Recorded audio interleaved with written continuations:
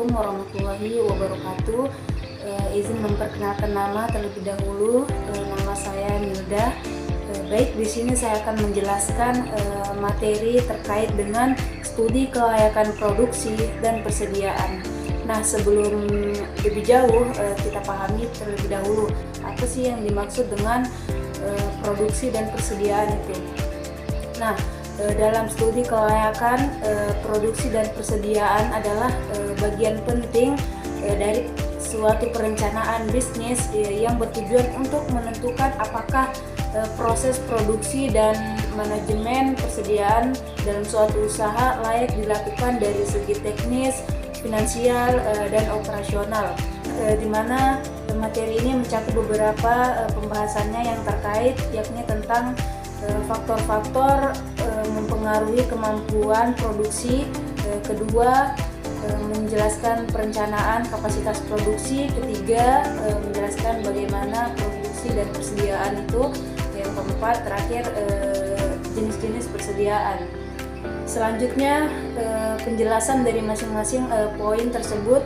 Yang pertama itu tentang faktor-faktor yang mempengaruhi kemampuan produksi, kemana kemampuan produksi dipengaruhi oleh berbagai faktor, antara lain yang pertama sumber daya manusia, yang mana kualitas dan kuantitas tenaga kerja mempengaruhi efisiensi dan produktivitas. Nah, yang kedua teknologi, mesin dan teknologi yang digunakan menentukan kecepatan, akurasi, dan kapasitas produksi. Ketiga, bahan baku, ketersediaan bahan baku dengan kualitas yang sesuai berperan besar dalam keberlanjutan produksi.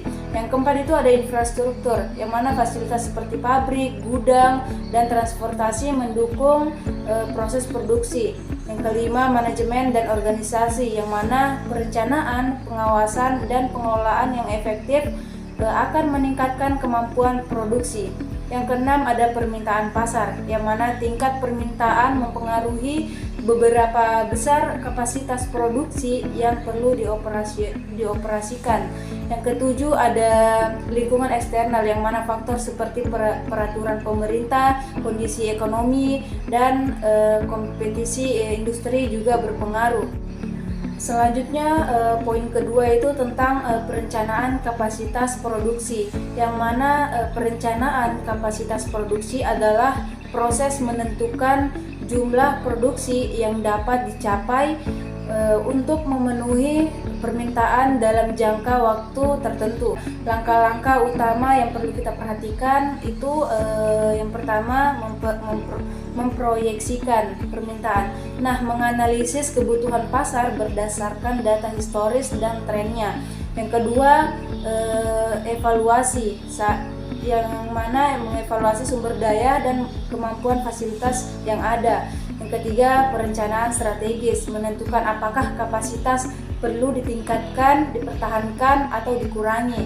Yang keempat itu pengaturan jadwal produksi, yang mana membagi alokasi waktu produksi untuk setiap produk atau lini produksi.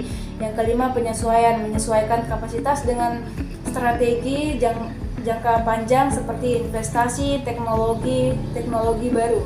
Nah, selanjutnya poin ketiga tentang hubungan produksi dan persediaan, yang mana produksi dan persediaan itu saling berkaitan untuk menjaga suatu keseimbangan antara penawaran dan permintaan. Yang pertama itu produksi berlebihan dapat menyebabkan biaya persediaan tinggi seperti penyimpanan atau kerusakan produk. Nah, yang kedua produksi kurang, yang mana resiko kekurangan stok yang dapat mengganggu penjualan dan kepuasan pelanggan. Yang ketiga ada pengelolaan persediaan menggunakan metode seperti just in time, yang mana untuk mengurangi biaya dan meningkatkan efisiensi. Poin yang terakhir tentang jenis-jenis persediaan, yang mana jenis-jenis persediaan itu ada bahan baku yang belum diproses untuk produksi. Yang kedua, persediaan barang dalam proses, yang mana produk yang sedang diproduksi namun belum selesai. Yang ketiga, persediaan barang jadi, yang mana produk yang siap dijual atau dikirim kepada pelanggan. Yang kelima, persediaan barang pendukung, barang non produksi seperti alat tulis atau bahan pembersih. Nah, yang kelima, persediaan pengaman, yang mana itu stok tambahan untuk mengantisipasi fluktuasi permintaan atau gangguan pasokan. Nah, manajemen produksi dan persediaan yang baik akan meningkatkan efisiensi operasional dan meminimalkan biaya. Nah, selanjutnya saya berikan contoh tentang perusahaan saat ini yang dikenal dengan pengelolaan produksi dan persediaan yang unggul. Nah, contohnya yang sekarang ini Indofood, yang mana perusahaan besar di Indonesia telah menerapkan sistem Enterprise Resource Planning, yang mana untuk mengoptimalkan produksi dan pengelolaan persediaan. Nah, dengan teknologi ini Indofood dapat memantau stok bahan baku dan produk jadi secara real time, sehingga mengurangi resiko berlebihan atau kekurangan stok. Sistem ini juga mendukung efisiensi operasional di gudang dan rantai pasokannya, yang mana perusahaan ini menunjukkan pentingnya kombinasi teknologi, perencanaan yang matang, dan inovasi dalam meningkatkan efisiensi manajemen produksi dan persediaan. Sekian materi dari saya, semoga bermanfaat untuk kita semua.